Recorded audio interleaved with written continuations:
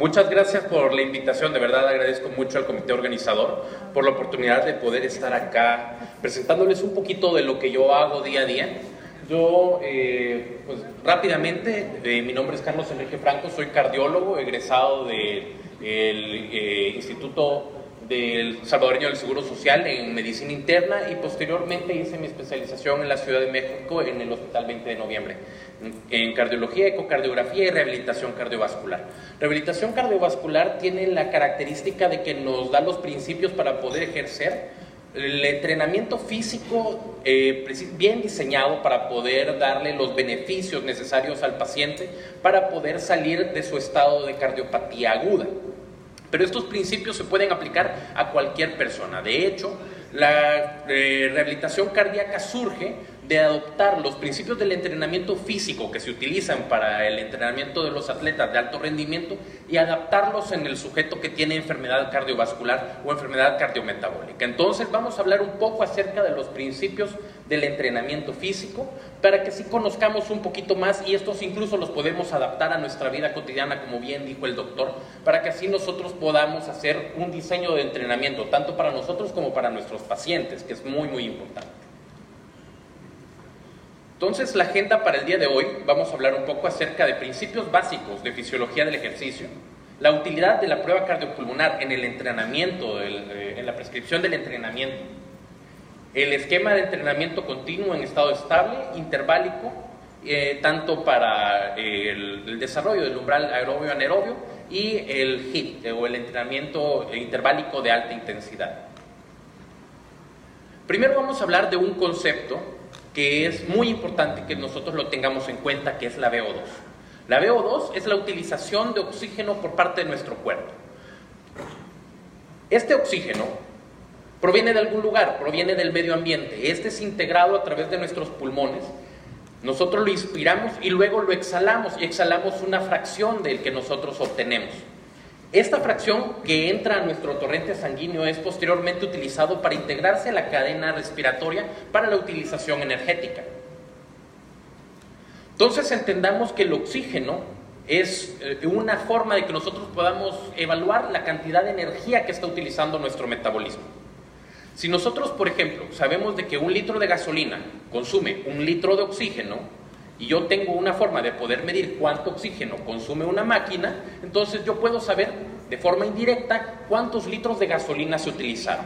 Nosotros somos máquinas perfectas que utilizan los carbohidratos y los lípidos como fuentes, como sustratos de energía para poder hacer nuestras actividades de ejercicio y todas nuestras actividades físicas.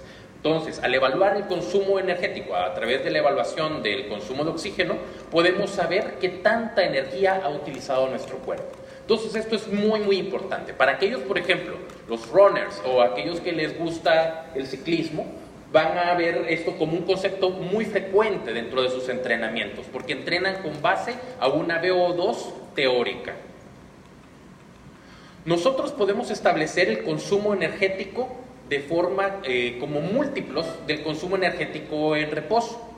Es decir, una persona sana, sedentaria, en posición sedente, va a consumir 3.5 mililitros por kilogramo minuto de oxígeno cuando está en total reposo.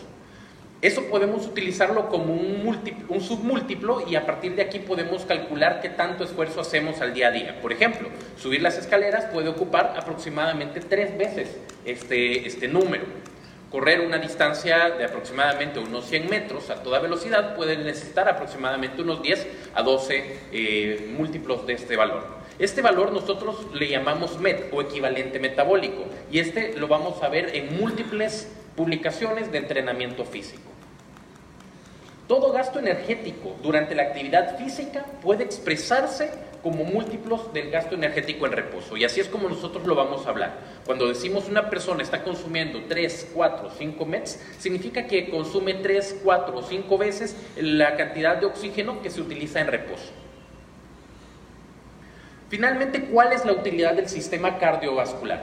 La utilidad del sistema cardiovascular es lograr acoplar la cantidad de oxígeno que nosotros obtenemos a través de nuestro sistema respiratorio y lograrlo llevar hacia las mitocondrias para su utilización y para el consumo energético. es decir, lograr acoplar la respiración pulmonar con la respiración celular.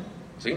Esto es una forma para que nosotros entendamos cuál es la utilidad de todo nuestro sistema cardiocirculatorio. Cuando el sistema cardiocirculatorio deja de funcionar, entonces hay una pérdida entre la integración de la ventilación con la respiración celular.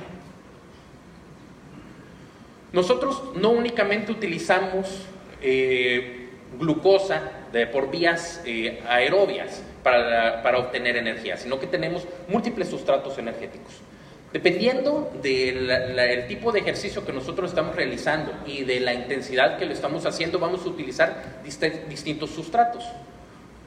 Podemos utilizar fosfatos de alta energía. Esto es principalmente útil cuando tenemos que hacer esfuerzos rápidos, explosivos, como por ejemplo en la halterofilia. Cuando yo levanto pesas de forma abrupta, yo necesito utilizar toda la energía que yo ya tengo preformada para poder hacer ese movimiento. Entonces utilizo fosfatos de alta energía, ATP preformado y fosfato de creatina. Si yo necesito hacer esfuerzos que requieran un periodo de tiempo corto, pero que dan cierto tiempo, aproximadamente unos 30 a 1 minuto de tiempo para poder realizarlo, entonces yo puedo utilizar ATP y utilizo la glucólisis anaerobia, ¿sí? La vía de Epstein-Meyerhof. Esa es la que nosotros utilizamos para poder obtener la energía, para poder hacer actividades como por ejemplo la carrera de 100 metros planos. Y cuando nosotros vamos a utilizar el sistema de energía aerobio, va a ser en aquellos esfuerzos que van a requerir mucho tiempo, ¿sí? Más de 5 minutos de ejercicio continuo va a hacer que nosotros utilicemos oxígeno por vías anaerobias, y pasados 30 minutos vamos a utilizar los lípidos por vías aerobias para el consumo de energía. Entonces, ¿cuáles son los ejercicios que son más útiles para poder bajar, por ejemplo, la cantidad de lípidos en nuestra circulación? Los ejercicios que duran más de 30 minutos. Ejercicio aeróbico menor de 30 minutos no va a tener un impacto en nuestro metabolismo en cuanto a lípidos, ¿sí? Igual para bajar de peso tienen que ser ejercicios de baja intensidad por periodos largos de tiempo. Y entonces, dependiendo de qué tan corto, qué tan rápido sea el esfuerzo que nosotros estamos utilizando, vamos a tener distintos tipos de sustratos energéticos. Como vemos en los primeros segundos, ATP, fosfato de creatina. Pasado 1 minuto utilizamos glucosa anaerobia. Más de 3 minutos inicia la fosforilación oxidativa. Utilizamos glucosa por vía aerobia, y pasados 30 minutos utilizamos lípidos por vía aerobia. A través de la beta oxidación de los lípidos empezamos a obtener ATP. ¿Qué es la prueba de esfuerzo cardiopulmonar? Ya entendiendo esta parte, la prueba de esfuerzo cardiopulmonar es un tipo particular de prueba de esfuerzo que nos permite poder evaluar el metabolismo energético del paciente durante el ejercicio. Lo hacemos integrando la respuesta pulmonar del paciente con la respuesta cardiovascular del paciente. A partir de ahí, nosotros hacemos cierto número de cálculos que nos permite comprender en qué punto se da la liberación de lactato, por ejemplo, en qué punto se dan los periodos de compensación respiratoria, y esto es altamente importante porque me permite poder entender el metabolismo del sujeto que estamos entrenando, y así poderlo modificar para que logre las metas de entrenamiento que yo estoy buscando. Lo más importante es que me permite conocer los límites y las limitantes de mi sistema aerobio de entrega de energía. Con esto yo sé por qué este sujeto no corre todo lo que yo necesito que corra en un partido, porque es que se fatiga más rápido, porque es de que no tiene la misma potencia aeróbica que tiene otro compañero con iguales características físicas. Lo puedo saber a través de esta prueba. ¿Para qué me sirve en el deportista? Primero, me sirve para evaluar esta VO2, el consumo energético máximo del sujeto durante el ejercicio. Me predice la tolerancia a la fatiga, y esto lo sé entendiendo en qué punto se da la liberación del lactato, cómo está el metabolismo del lactato en mi paciente y qué tan bien puede barrer este lactato que se está acumulando. Permite identificar los parámetros metabólicos importantes para un diseño científico de un protocolo de entrenamiento, y me permite conocer el riesgo cardiovascular. El deportista no está lejos de tener riesgo cardiovascular importante. Es más, Se ha demostrado de que el sujeto que realiza un entrenamiento físico, independientemente del tipo, durante los episodios agudos de entrenamiento, tiene un riesgo 20 veces mayor de presentar un evento cardiovascular que cuando está en reposo. ¿Sí? Entonces, todos los que hacen ejercicio también tienen un riesgo y por eso es también importante que sepamos identificarlo para saberlos orientar y para poderle decir qué tipo de entrenamiento es seguro para él y a qué intensidades. Nuevamente volviendo al concepto de VO2, VO2 también lo podemos entender como el múltiplo del gasto cardíaco, es decir, que tanto es aquello que aporta el corazón durante una actividad específica por la diferencia arteriovenosa de oxígeno, es decir, que tanto oxígeno extrae mi cuerpo durante el entrenamiento.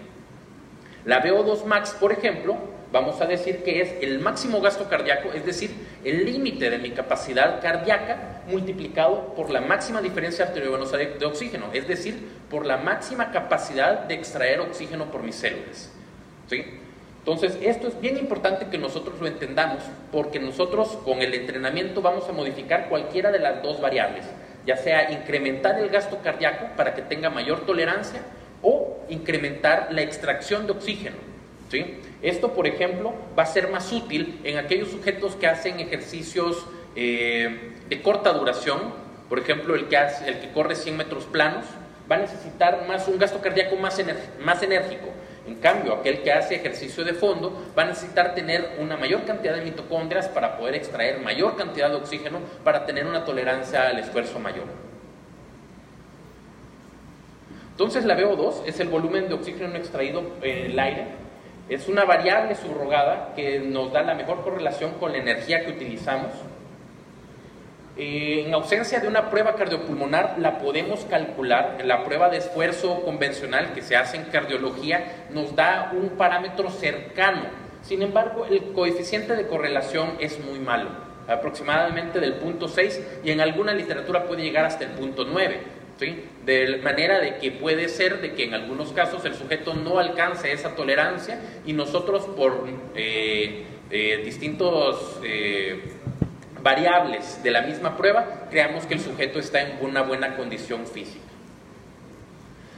Lo que hacemos es de que durante la prueba vamos incrementando poco a poco la carga de trabajo, es decir, que tanto va incrementando la velocidad de la inclinación de la prueba. Y durante la misma prueba estamos analizando los gases que el sujeto está inhalando, tanto el oxígeno que inhala como el oxígeno que exhala. Nosotros vamos a ir viendo que a la medida que va incrementando la prueba, la intensidad de la prueba, va a ir incrementando también el consumo de oxígeno. Esto va a ser directamente proporcional hasta un punto en donde por más que yo incremente la carga, va a ser una meseta. Ese punto donde hace una meseta es importante porque ahí es el punto donde nosotros vamos a tratar de hacer el ejercicio interválico de alta intensidad. Entonces, esto se va a correlacionar con una frecuencia cardíaca específica para el sujeto que yo estoy entrenando. Esta meseta es lo que nosotros conocemos como VO2 máxima. Significa que a partir de aquí, por más que yo incremente la intensidad de la prueba, el sujeto no va a aumentar su gasto cardíaco ni va a extraer más oxígeno de sus células. Ya llegó al límite de su capacidad.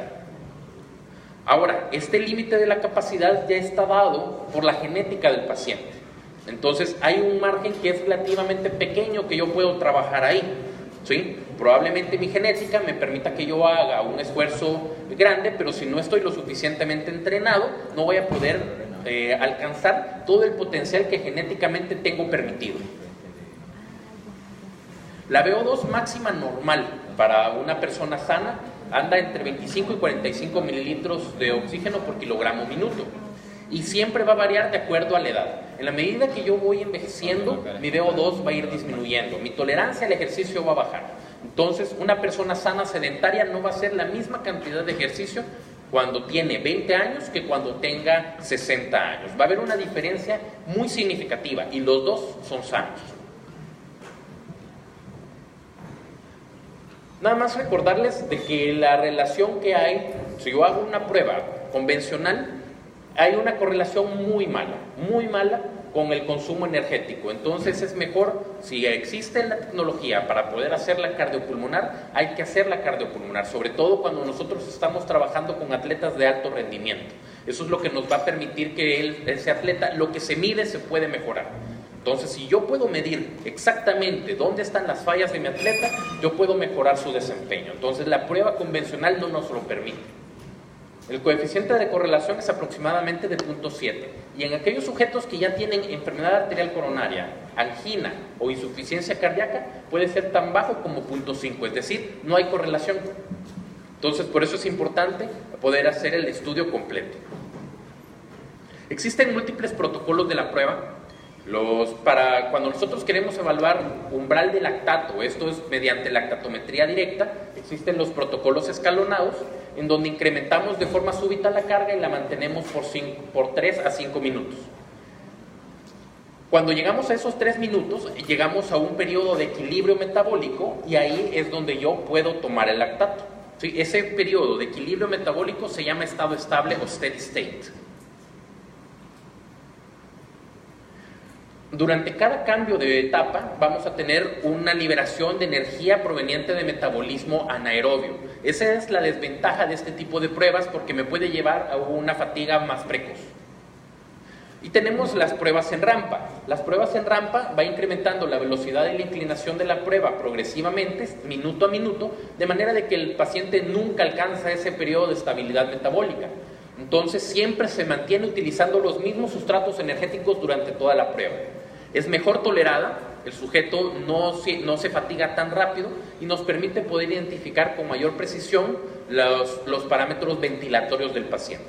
La otra prueba me sirve para medir por lactatometría directa con punción de sangre capilar, para medir cuánto lactato tiene mi paciente, y esta es mediante consumo de oxígeno. Y entonces, ¿qué es lo que evaluamos en una prueba de estas? Esta es una curva convencional de una prueba cardiopulmonar. Vamos a tener un incremento progresivo de la carga de trabajo, ya sea de velocidad o inclinación de la banda, poco a poco, minuto a minuto. En la medida que va incrementando la carga, va a ir incrementando el consumo de oxígeno, como vemos acá, de forma directamente proporcional.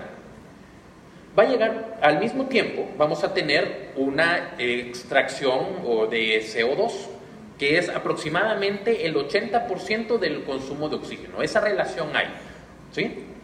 Aproximadamente del 70 al 80% del oxígeno que yo consumo se va a devolver como CO2, ¿sí? Va a llegar un punto en donde yo, debido a que empiezo a utilizar carbono por otros metabolismos diferentes al metabolismo aerobio, entonces yo voy a tener un incremento desproporcionado de la cantidad de CO2 con relación al oxígeno que yo estoy consumiendo. Y esto se va a acompañar por cambios en mi ventilación, porque recordemos que el patrón ventilatorio va a depender de la cantidad de CO2 que tengo en sangre.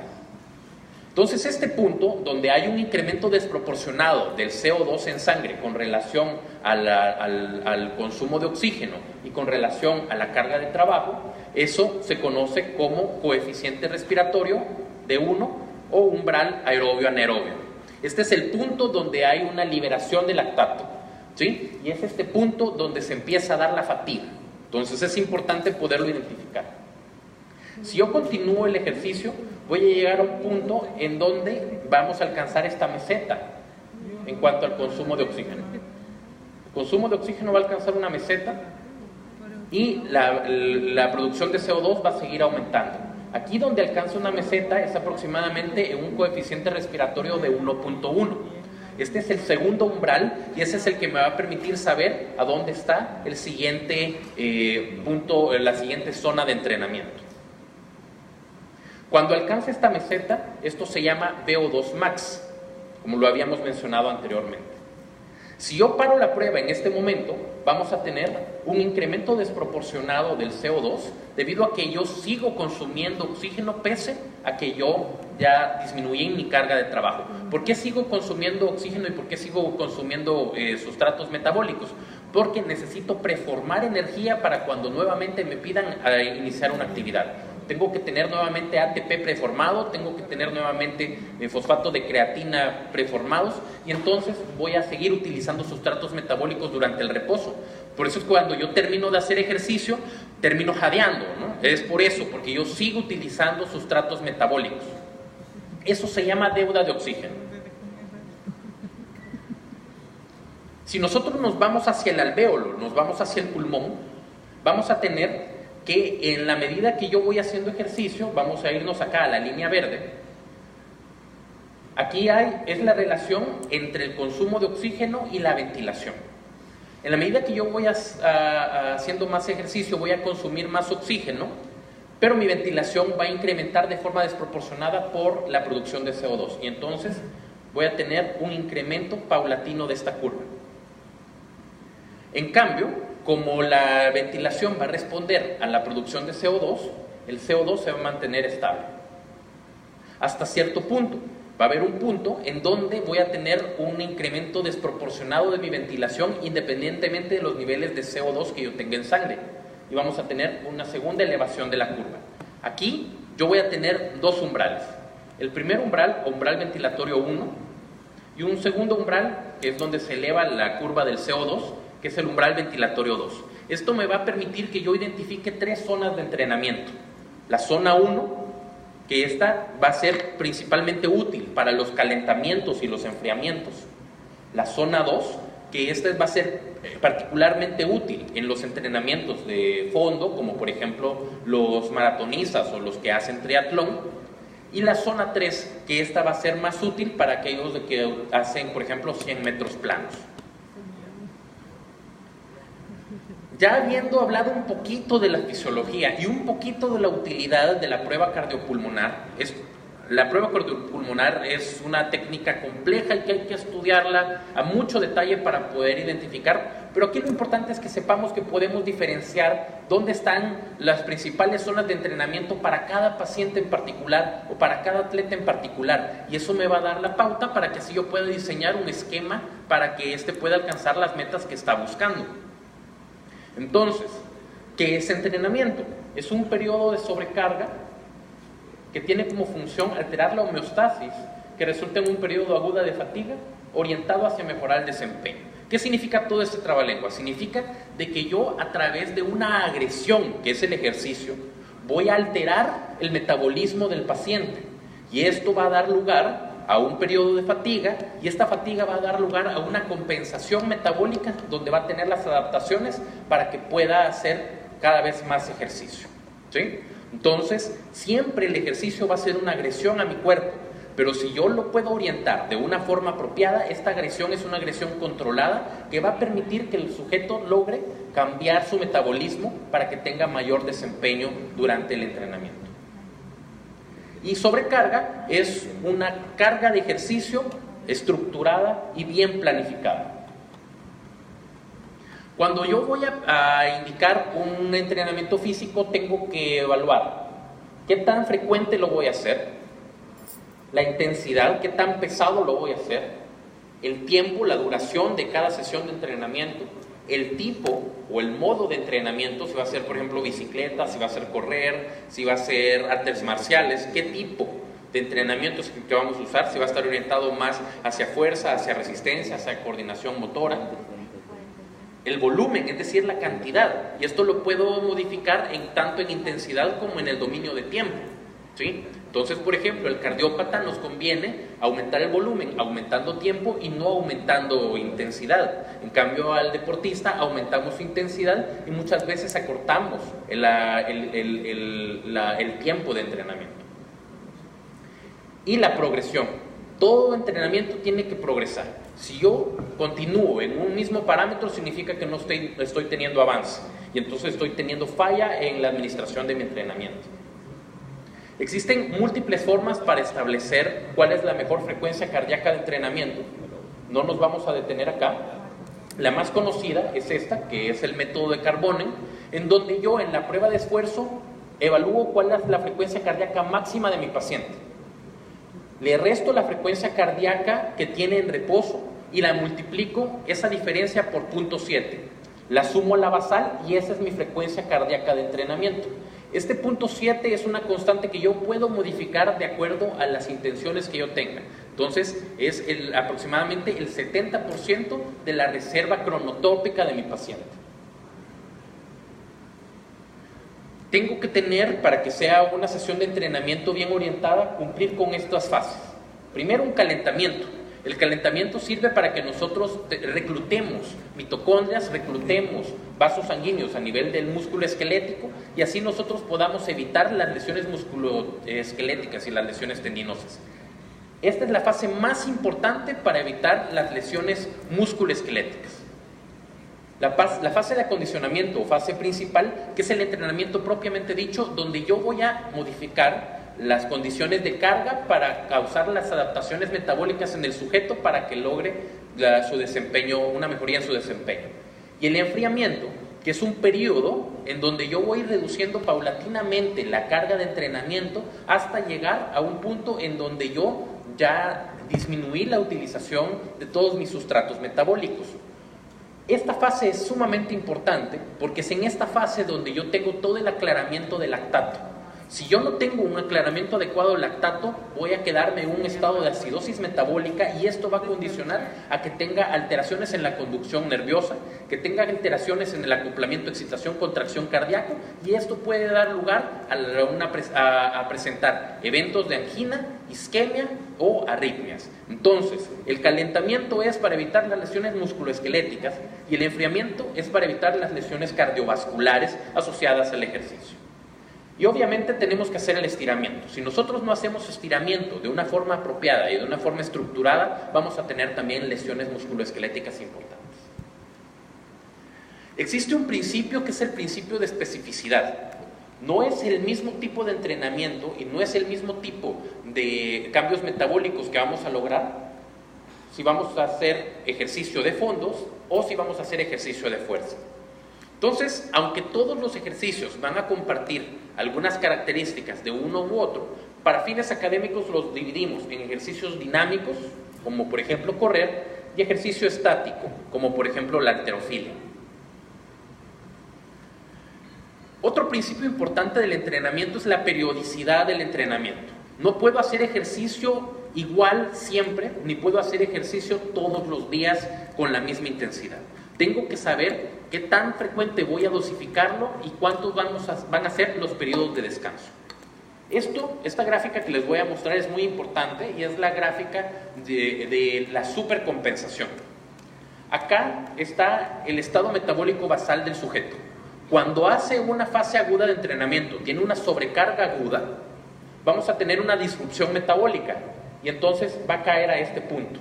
Al final del ejercicio va a tener una disrupción de todos sus sistemas energéticos, va a tener un agotamiento del glucógeno muscular y aquí se vuelve más susceptible, por ejemplo, a tener infecciones porque hay un alza de su sistema inmune.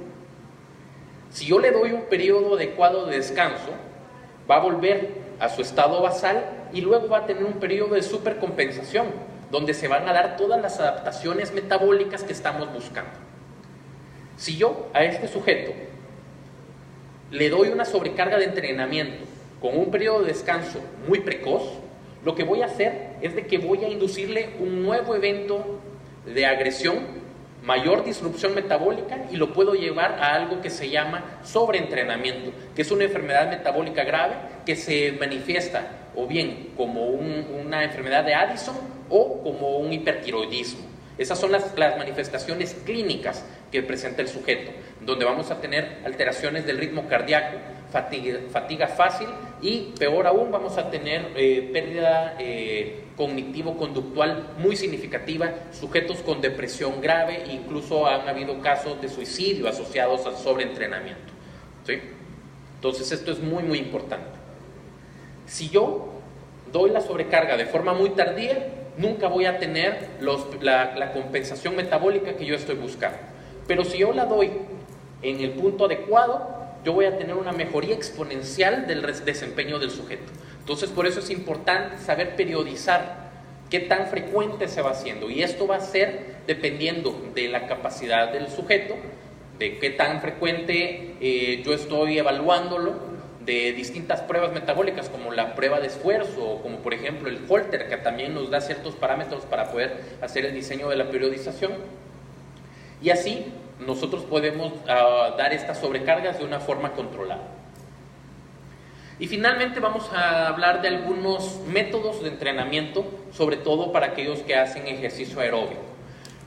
Yo en lo particular, aunque también entreno en ejercicio de fuerza, a los sujetos cardiovasculares es el ejercicio aeróbico el que ha demostrado mayor beneficio en cuanto a la reducción de riesgo cardiovascular.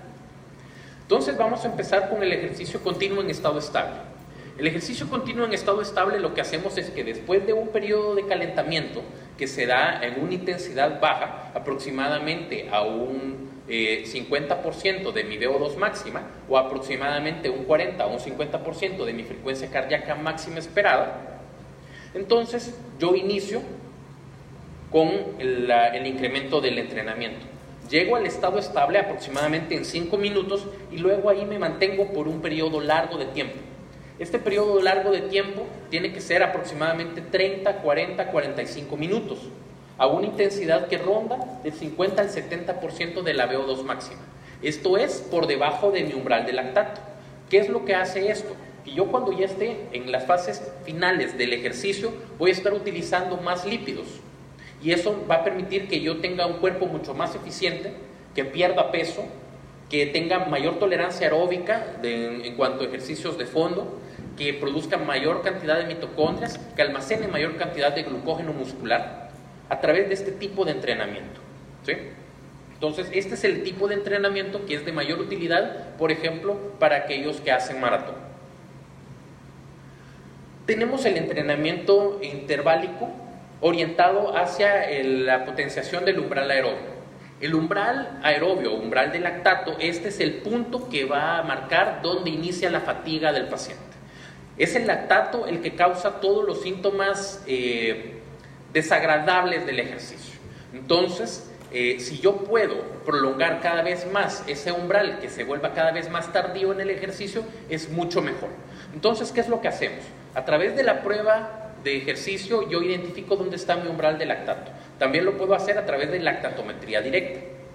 Habiendo ubicado dónde está mi umbral de lactato, después de un periodo de calentamiento, voy a dar una sobrecarga aguda y lo voy a mantener justo a esa frecuencia cardíaca donde está haciendo la liberación de lactato.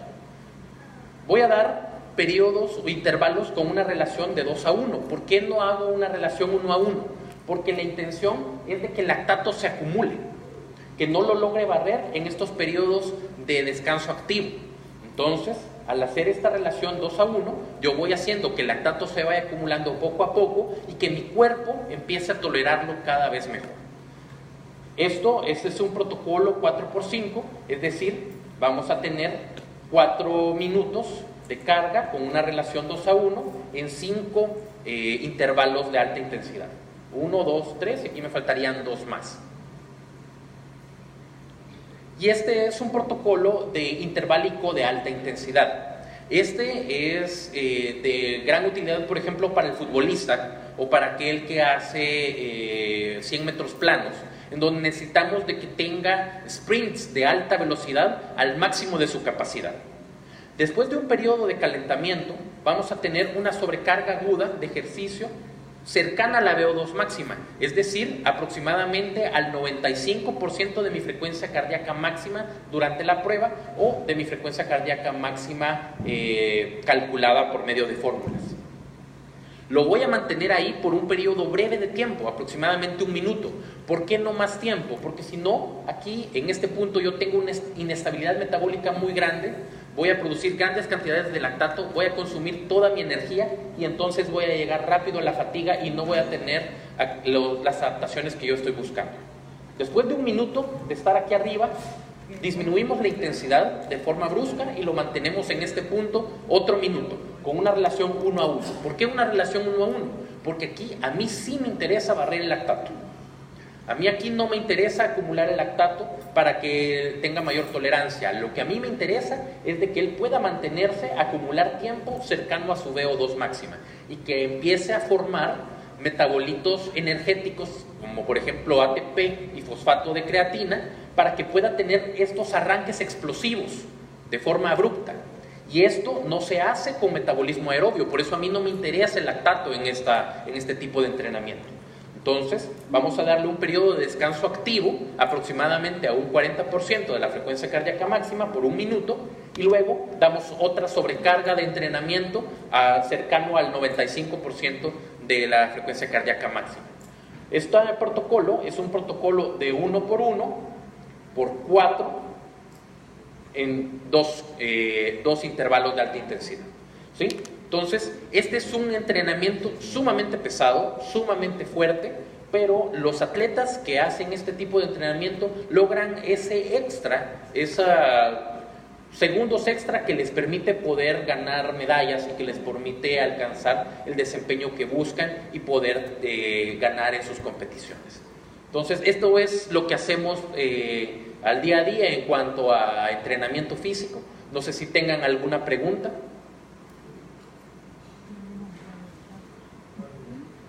Acá lo importante, los mensajes a dejar es que, uno, por desgracia, el deporte en nuestro país le falta tecnificación. No tenemos las herramientas suficientes como para poder educar a nuestros deportistas en cuanto a entrenamiento deportivo. Nos hacen falta fisiólogos del entrenamiento físico, ¿sí?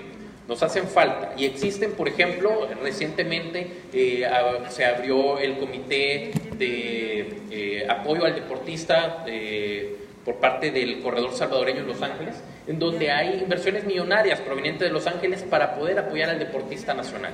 Sin embargo, al haber ausencia de tecnificación, nosotros no vamos a tener mejoría que nosotros estamos buscando. Entonces, existen ahora ya las herramientas para poder evaluar a nuestros sujetos que vamos a entrenar. La prueba cardiopulmonar es la más importante, no es la única, ¿sí? Ya la tenemos a disponibilidad. En San Salvador existen varios centros que la estamos haciendo. Y ya teniendo esa base, podemos otorgarle al entrenador una pauta que le pueda servir para poder evaluar a su sujeto de entrenamiento. Sí. Para dinamizarla también, hace poco el Real Madrid y el Club Barcelona estaban haciendo una campaña sobre la muerte súbita, el síndrome de Brugada en el deportista y esa hipertrofia ventricular en estos atletas, muchas veces que caen en cancha con muerte, se debe a una mala evaluación, aunque tengan clubes con centros de alto rendimiento, en este caso que nosotros desconocemos de esto, porque no tenemos en el país centros de alto rendimiento. Claro. ¿Por qué la preocupación? Sí, tiene toda la razón. En América, la causa más frecuente de muerte súbita en el atleta es miocardiopatía hipertrófica. En Europa es la displasia ritmogénica del ventrículo derecho. Acá en América, debido a los costos, no se ha estandarizado la evaluación sistemática del deportista y únicamente en algunos centros les hacen nada más electrocardiograma basal. Sin embargo, en Europa y particularmente en Italia, que es donde está mayor desarrollado toda la evaluación cardiovascular del atleta, lo que se hace es de que se les hace